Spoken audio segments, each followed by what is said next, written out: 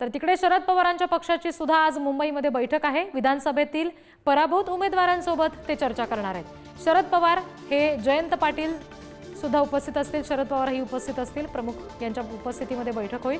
विधानसभेतील पराभवाची कारणं यातून जाणून घेतली जाणार आहेत असं कळतंय। शरद पवारांच्या पक्षानं 87 पैकी फक्त 10 जागांवर विजय मिळवलाय आणि याच पराभूत उमेदवारांसोबत ही बैठक आज शरद पवार घेत आहेत। पराभवाची कारणं या बैठकीमधून ते जाणून घेणार आहेत आणि यावेळी जयंत पाटील सुद्धा उपस्थित असणार आहेत। प्रदेशाध्यक्ष आहेत ते, त्यामुळे असंही समजतंय।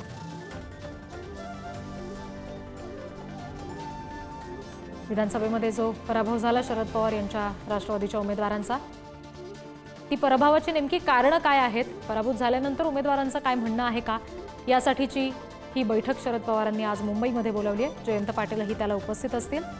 87 पैकी शरद पवारांच्या पक्षाला फक्त 10 जागा जिंकता आल्यात आणि त्याचंच मंथन या बैठकीदरम्यान केलं जाणार आहे। स्वतः शरद पवार या सगळ्या आमदारांशी संवाद साधतील। पक्षाचे इतरही नेते त्यासाठी उपस्थित असतील असं कळतंय। जे निवडून आलेले आमदार आहेत त्यांची बैठक आधीच शरद पवारांनी घेतली आहे, त्यांना मार्गदर्शन केलेलं आहे, सूचना दिलेल्या आहेत आणि आता जे पराभूत उमेदवार आहेत त्यांच्याशी सुद्धा शरद पवार संवाद साधणार आहेत।